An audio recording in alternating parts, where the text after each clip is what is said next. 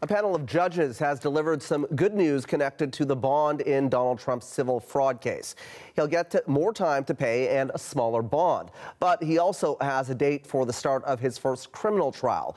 Journalist William Denslow is following all the twists and turns. He joins us now from New York City. So, Will, these are two very different cases. Let's start with the hush money case. What happened in court?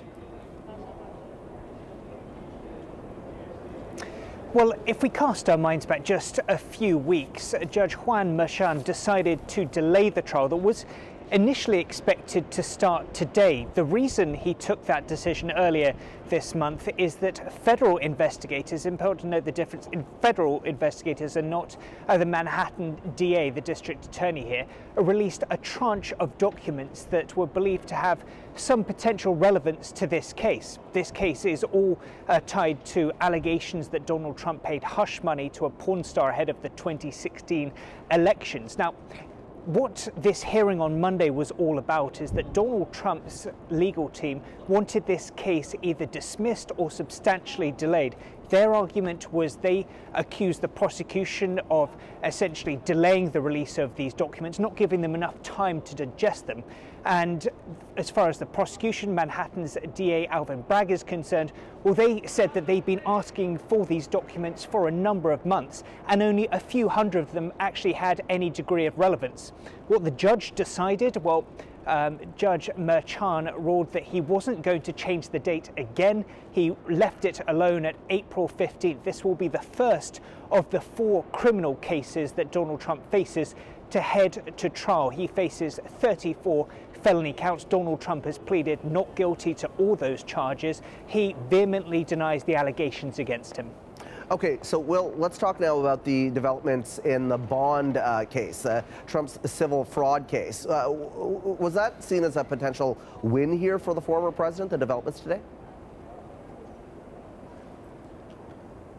It certainly was seen as a win, considering there are some major ramifications that Donald Trump faced if he couldn't meet that bond requirement. And that could potentially have meant that Donald Trump's bank accounts could be frozen, some of his assets, like the building you can see behind me, even potentially being seized.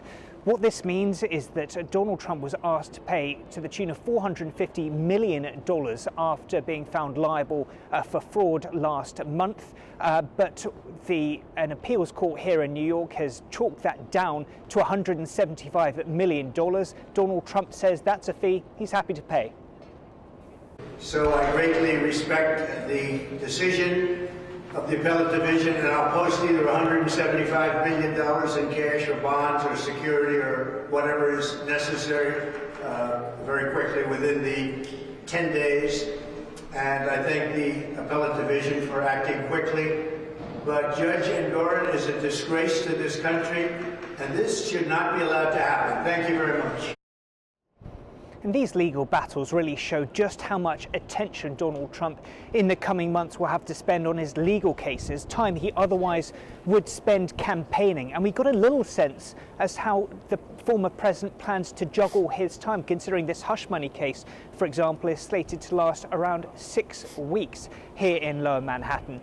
To see how he's planning to potentially straddle the two between his political campaigning and his legal troubles. Well, he used much of his time in an impromptu press conference here on Wall Street to really go on the campaign trail. He hit on a number of campaign topics, be it immigration, be it the state of the economy, so we can really get a sense that potentially during this trial, he'll certainly be looking to use the spotlight that'll be on him to do a little bit of campaigning. The campaigning never stops. Okay, Will, appreciate that. That is journalist William Denslow in New York City.